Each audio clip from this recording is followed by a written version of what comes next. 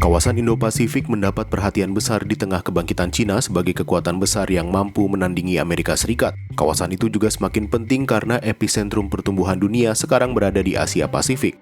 Kombinasi dua hal ini menyebabkan Indo-Pasifik menjadi medan pertarungan dua kekuatan besar dunia, Cina dan Amerika Serikat.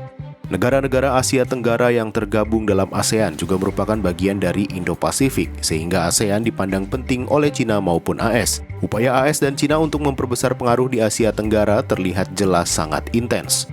Mengapa Indo-Pasifik begitu penting bagi Cina dan AS? Konstruksi geografis adalah jawabannya.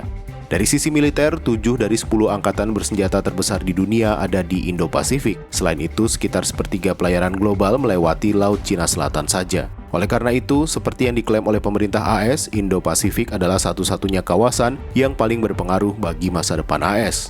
Namun bagi Cina, satu-satunya tujuan AS menekankan konsep Indo-Pasifik dan strategi Indo-Pasifik yang bebas dan terbuka merupakan upaya untuk menahan kebangkitan Cina. Indo-Pasifik telah menjadi titik fokus baru persaingan AS-Cina dalam 1 atau 2 dekade mendatang. Jelas bahwa persaingan ini akan membentuk kembali dinamika strategis dan tatanan internasional di kawasan. Semua negara Indo-Pasifik sekutu tradisional AS, Australia, Korea, Jepang, Filipina, dan Thailand memiliki kecenderungan memihak AS. Namun di sisi lain, Cina menawarkan perlindungan, keamanan, dan kemakmuran ekonomi untuk masa depan. Indo-Pasifik juga penting karena sebagai pusat gravitasi pertumbuhan ekonomi dunia, 3 negara dengan perekonomian terbesar, Amerika Serikat, Cina, dan Jepang, semuanya berlokasi di Indo-Pasifik.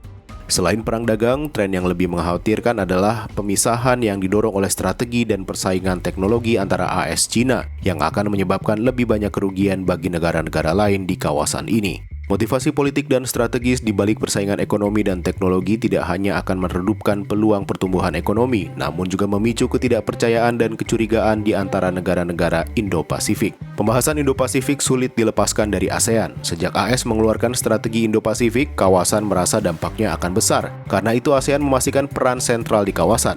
Sayangnya, sejauh ini ASEAN tidak kunjung benar-benar bisa menunjukkan kepemimpinan di kawasan. Selain itu, pandangan ASEAN pada Indo-Pasifik atau AOIP ini dinilai sudah ketinggalan zaman. AOIP dibahas pada 2017 dengan tantangan berbeda. Kini, selain persaingan AS-Cina, kawasan juga terimbas persaingan AS dan sekutunya dengan Rusia. ASEAN perlu berbicara dengan para mitranya untuk merumuskan pola kerja sama baru yang menjaga peran sentral organisasi itu. Meski persaingan kekuatan besar sulit terhindarkan, ada berbagai sektor yang memungkinkan kerjasama untuk dilakukan. Hal paling penting ialah bagaimana ASEAN mengelola situasi ini agar persaingan pengaruh tak merugikan anggotanya. Sebaliknya, pembangunan ekonomi dan peningkatan kesejahteraan penduduk mereka kian terbantu.